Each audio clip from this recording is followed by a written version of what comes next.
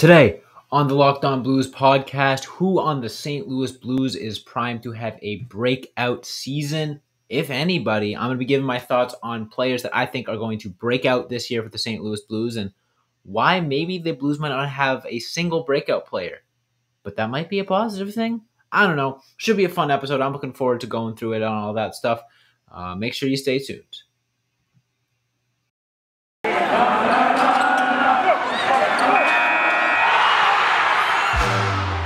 Locked On Blues, your daily podcast on the St. Louis Blues. Part of the Locked On Podcast Network, your team every day.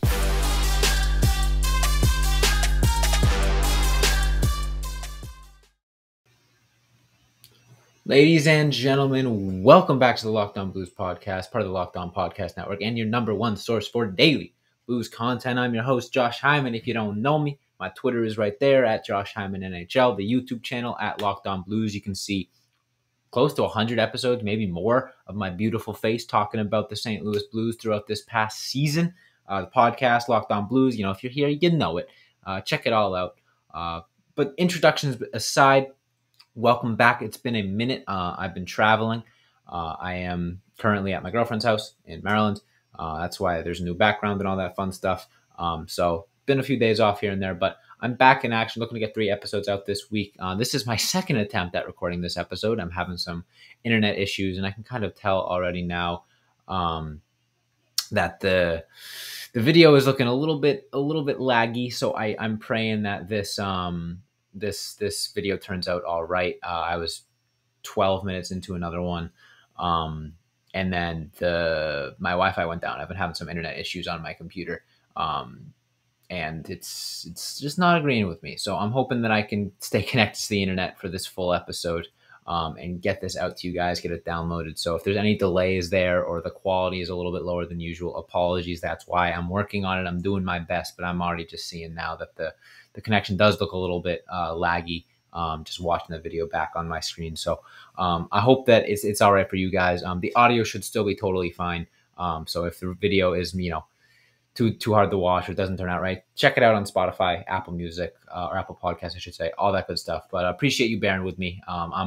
Trust me, I'm working through it as well. Like I said, already recorded this whole episode practically, and now we're giving it another take 2. So got off track there, got off on a tangent. Without further ado, though, let's get into the episode. Let's talk about some hockey.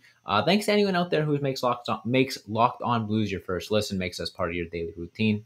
Free and available, all podcast platforms, YouTube, etc. The numbers have still been doing really well lately, even with the off season and the less episodes in the month of August, all that stuff. So appreciate that, truly. But let's get into it. So I got a DM on Twitter from a guy named Jake Bischel. Jake, if you're listening, appreciate the idea. He DM'd me. He asked me who I thought might be the Blues' biggest breakout player in this upcoming season. I thought, that's such a good question.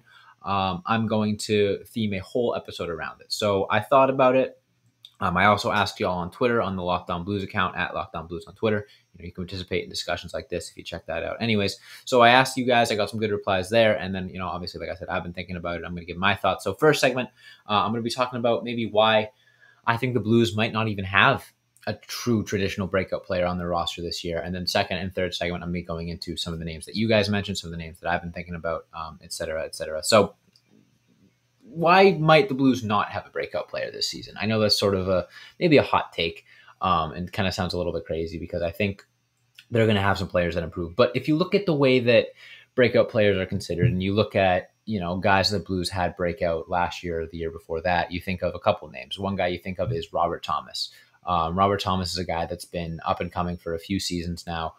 He's always been pretty good, but last season and a little bit the season before, he really started putting up the numbers. I would consider last season a breakout season for Robert Thomas, something that we kind of all expected out of him eventually, but took a few years for him to get there, and then the numbers followed. And then another example I would say would be Jordan Kairu 2 seasons ago. Similar, really fun to watch, heck of a player, young, and then all of a sudden he put it all together and had a torrid season this year and 2 seasons ago and last season, I should say.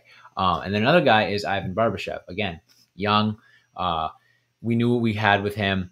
he was more of a defensive-minded player, and then all of a sudden he comes out, scores 25 goals, and has an offensive explosion. That's what I think of. When I think of a breakout player, I think of a young player who's been in the organization for a few years now that has been putting up good numbers, not great numbers, but good numbers. And then all of a sudden they kind of explode. And I don't think there's any candidates on the Blues roster to fit that mold traditionally. I think the only guy that really jumps out is Scott Prunovich, and I'm going to get into him a little bit later. But last year was kind of his first full season in the NHL, and he barely played 5v5 minutes. He didn't play a whole lot in general. So even if he has a really good year this year, I guess you would consider that a breakout, but that would more so just be like his rookie year. Even though last year it was his rookie year, I think if Scott Prunovich gets consistent 5v5 minutes on the top 6 defensive pairings, it wouldn't even be a breakout. It would more so just be expected. When I think of a breakout year, I think of a guy that's been right on the cusp of doing something special for a few seasons now and then breaks through, like Jordan Kairu 2 years ago, like Robert Thomas last year, like Ivan Barbershev last year. But that's not to say that there aren't going to be players that improve. I think of all, Scott Prunovich, I think he'll improve. Jordan Cairo, I think he'll improve. Robert Thomas, I think he'll improve. Heck, even, the older guys, Justin Falk, Torrey Krug, Nick Leddy, guys that have been, kind of still working their way, fitting into the system more and more. Good players can be, I think, even better. In terms of breakout players, though, I think there's really no one that would catch me by surprise if they had big seasons. I think we're going to get big seasons out of the usual suspects: Jordan Kairu, Robert Thomas, Ryan O'Reilly, Braden Shen, defensively, Justin Falk, Torrey Krug, Colton Parayko, etc. There's really nobody in my mind that has the potential of coming in and just establishing themselves as a stud on this team that we didn't see coming. And that's nothing against the St. Louis Blues. They have so much depth and so much talent on their roster that there really isn't room for that. Maybe on a lesser team, a guy like Jake Neighbors would have played the whole year with St. Louis last year, struggled a little bit, and then would have been poised to have a really solid, second season, sophomore season this year. But since the Blues had so much depth, and since he never really had a role that was fit for his game, he got sent down after his 9-game stint. So this would still be his rookie season. I don't think you consider a rookie a breakout player. I think a rookie is a rookie. So I don't know. It kind of sounds like gibberish, but that's sort of my take on why I don't think there's going to be really anyone that jumps off the page that we didn't see coming. I think it's going to be more par for the course. You're going to get what we expect out of certain players, but I could be wrong. And that's why I'm dedicating the second 2/3 of this episode, not the second 2/3, but the last 2/3 of this episode talking about players that I think could technically be considered breakout players. I'm going to go through some of the Twitter replies that you guys mentioned, and then I'm going to give them some of my own thoughts as well. But before I get into that, I want to tell you guys about today's sponsor, and that is Built Bar. Now, if you haven't tried Built Bar Puffs, you are depriving yourself of truly one of life's greatest joys. And guess what? There's a new flavor: delicious, indulgent cookie dough. So what a Built Puff is, if you guys have had a Built Bar, it's got that delicious chocolatey coating. A regular Built Bar kind of has that protein bar filling. It's thick, it's chewy, it's tasty, it's delicious. But the opposite end of the spectrum are the Built Puffs. Now, instead of having the typical protein bar filling, they have like a nice marshmallowy filling. It's impossible to describe. There's nothing else like it, but it is truly delicious. And I have yet to try the cookie dough chunk puff flavor, but if it's as good as the rest of the Built Puff flavors, it is going to be unbelievably tasty. They taste like desserts, but they're good for you. Cookie dough chunk puffs have only 160 calories and a whopping 15 grams of protein in them. So run to built.com, snag a box for you and the family. It'll be the perfect treat. Or if you're like me, you have to find a really good hiding place and just hoard them for yourself.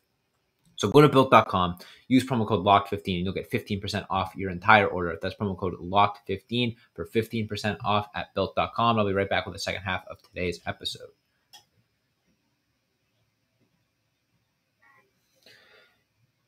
All right. So earlier on Twitter, I sent out a question. I asked you guys who is going to have the biggest breakout season for the St. Louis Blues. I got a couple replies. I'm going to go through them in chronological order. And the first one I thought was pretty interesting. The first one says Pavel Buchnevich. And you may be thinking, sort of how I thought, Josh, how the heck can Pavel Buchnevich have a breakout season? He was one of the best offensive players on the St. Louis Blues last year.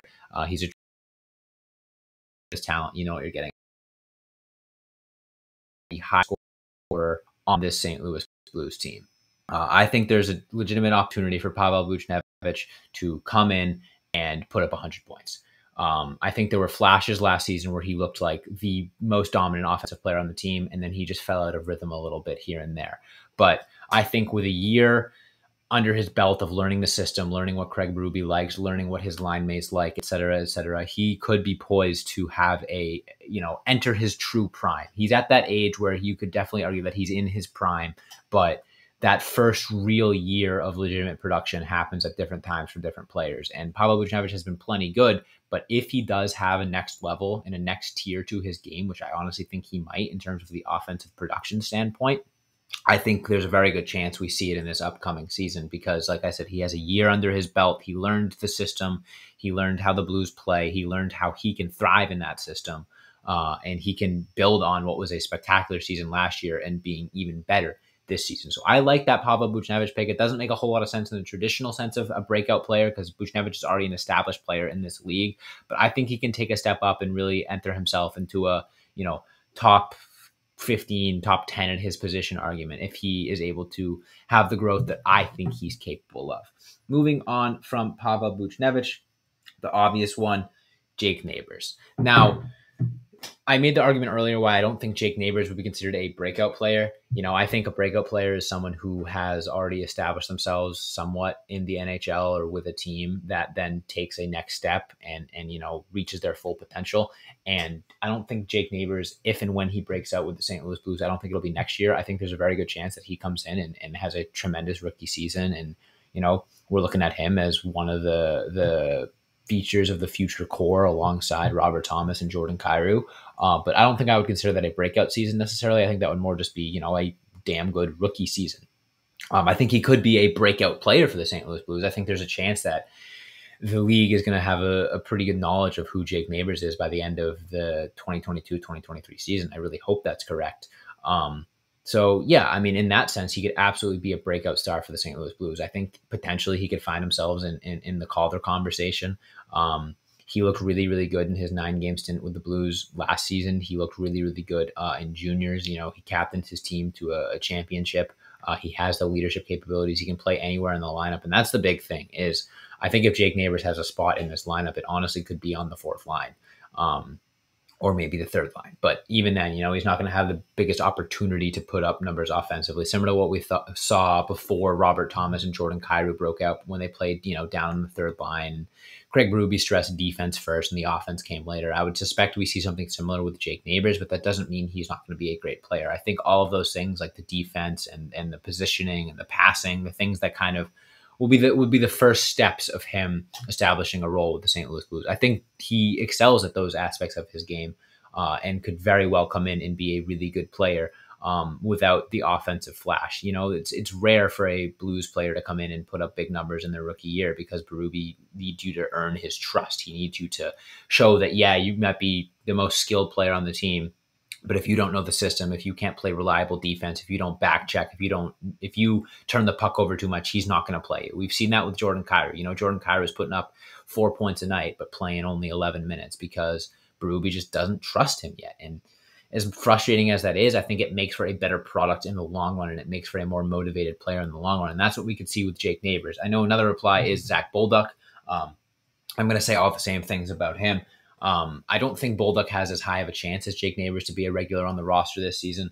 I think Neighbors is the guy that will come in and play as like the young stud, if anyone. I would love to see both of them on the roster, but I think Bolduck is maybe still a year away, in that aspect. I think it's similar to where Jake Neighbors was last year, where is he capable of playing on an NHL roster? Yeah, but would he be better off having a year in AHL or juniors to progress more on the first line rather than being like a 13th forward on the roster? I think that's where Zach Bolduck is going to end up. So I think both of those guys are prime breakout candidates, like the next guys to break out for the St. Louis Blues. I don't know if it's going to be quite this season. Now here's one reply that I got a couple times that I think is my number one pick, and that is Scott Prunovich. And he is the only one that really fits the mold of how I described a breakout player. You know what you're getting out of Scott Prunovich to an extent. Last season with the St. Louis Blues, Scott Prunovich was a really good offensive defenseman who thrived on the power play and couldn't really do much at 5v5. He showed flashes. Every once in a while he showed that he could potentially be a capable 5v5 defenseman. I think defensively he's lacking, but he showed potential there. Like that's the biggest reason why he's not out there 5v5 is offensively he's fine, but defensively he might just get targeted a little bit too much. And I think he showed flashes last year of proving that he can be a capable 5v5 defenseman, just purely from a defensive aspect. I think offensively, we know what we're getting with Scott Prunovich, and he was great on the power play. He put up decent amount of points here and there, especially for a rookie defenseman, especially for an undersized rookie defenseman. So I think the offense is kind of going to stay the same. He can't get much better. He's very, very skilled, but if he is able to earn more trust defensively and get 5v5 time and not just be a seventh defenseman who's only really plays on the power play, the offensive numbers will follow. I think he can put up some good points at 5v5 as well as on the power play. And if he gets more minutes, gets more ice time, not only will he get more points, but it'll mean that he has turned himself into a much more complete defenseman. That's why I think Scott Prunovich is sort of the primary breakout candidate for the St. Louis Blues in terms of what it will take to get him to that next level. So if I had to make one pick, I would say Scott Prunovich. In this upcoming third and final segment, I'm going to be reacting to one more player you guys think might have a breakout season, and then just giving my thoughts on the whole concept of breakout players for the Blues in general and what a few guys breaking out could mean for the team next season. Make sure you stay tuned for that. Be right back. All right, without further ado, let's wrap this one up. Got another reply talking about Pavel Buchnevich just now while we were recording. Well, good news for you. I pretty much spent the whole first half of the segment talking about him. Another guy that I thought was interesting, I got one reply, and it's Jordan Kairu. And you may be thinking, how the heck could Jordan Kairu have a breakout season? He was an all-star last year. Yes, he was. Jordan Kairu was an all-star last year. However, post-all-star break, he was getting benched in third periods. He was getting sent down to the third line. He was playing 11 minutes a night. He just didn't look like himself. And that is the biggest hurdle that Jordan Kairu has had to overcome in his career. It happened in his first true breakout season 2 years ago, where he started out the year on fire and then just disappeared in the second half of the season. This most recent season wasn't as egregious. He started out the year on fire, slowed down pretty significantly in the second half, but still produced enough to be a point per game player. I think if Jordan Kairu is able to figure out how to have a complete 82-game season, similar to Pavel Buchnevich, he could be a 100-point player. He was on a 100-point pace for a decent chunk of the season before he hit his wall, before he slowed down.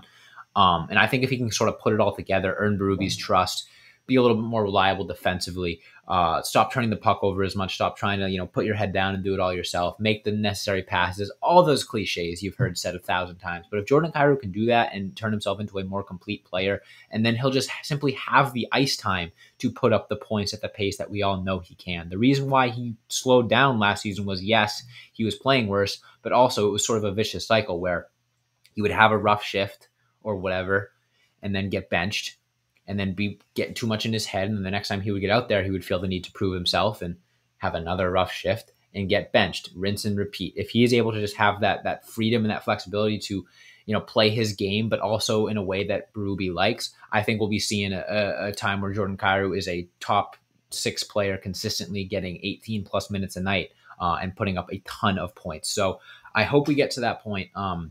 I love Jordan Kairu. He might be my favorite player to watch on the team, but he's also one of the most frustrating players to watch on the team because I feel like we all know how skilled he is and how capable of putting up points he is, but sometimes it feels like he shoots himself in the foot and just thinks a little too much. So if he can get that ironed out, I think he could definitely have a breakout season in the sense that he reaches a tier of consistency that we haven't seen out of Jordan Kairu in the past. Now, do the Blues even need any breakout players? I would argue not really. I think the only thing the St. Louis Blues really need in order to have success next season from that aspect is natural progression. I think all of those things that I said, Jordan Kairu becoming a more complete player, Scott Prunovich becoming a more complete player, Jake Neighbors coming in and having a solid rookie season, other guys that I didn't really mention, just improving in general. If Robert Thomas improves the way that the Blues expect him to by giving him that massive extension, then he can become a first-line center. If Jordan Kairu can improve the way that a lot of us hope he does, he can become a first-line winger.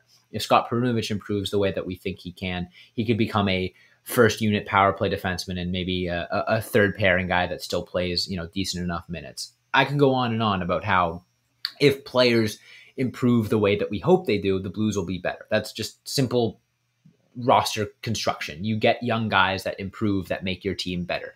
But that being said, I don't think the Blues really need some guy, one guy to step up and have a great season. But I think they need pretty much every one of those guys I mentioned to improve as expected, because they did lose David Perron and the defense is still not where it could be. And if they don't have internal improvement, both amongst the forwards and the defensemen, this team will have taken a step back. If every single player on the St. Louis Blues played the way that they played last year, the Blues are going to be a worse team. However, if the expected, younger guys improve the way that we expect them to, I think the Blues could be better than they were last year. There's a lot that goes into that, a lot of variables. It's not just simple as, oh yeah, every one of those guys, they'll play better and the Blues will be great. If any one of those guys doesn't improve, I think it hurts the team pretty significantly. And that puts an unfair amount of pressure on those guys, because even if Robert Thomas doesn't improve off of last year, he still had a great season last year. Same goes for Jordan Kairu. Same goes for Scott Prunovich. They were serviceable NHL players. At the end of the day, you can't really complain about a guy that isn't a liability out there. But if those guys improve, then the Blues are in a really good spot. Same thing goes for Pavel Buchnevich. How the heck could you ask Pavel Buchnevich to improve? He was, like I said, one of their best players and one of their best, most consistent forwards. So it's going to be interesting to see, if those guys can make the necessary improvements, I think, to push this team to the next level. But that being said, I'll have it all covered for you here on the Locked On Blues podcast. We got through the whole episode without the Wi-Fi going out. It did drop for a second there in the middle. So if there was a bit of a portion of this video where I might have lagged out a little bit, that's why. I'm hoping it fixed itself. I can't really do a whole lot of immediate maintenance with that. So that being said, thank you all so much for listening. Make sure you hit that follow or subscribe button, whatever podcast platform you're listening to me on. Subscribe to the YouTube channel at Locked On Blues. Hit the notification bell. That way, whenever I upload a new YouTube video, you'll be the first to know. You can follow me on Twitter at Josh Hyman NHL. You can follow Locked On Blues on all the various social accounts, Instagram, Twitter, Facebook, and TikTok at Locked On Blues. Thank you all so much for listening. And as always, let's go Blues.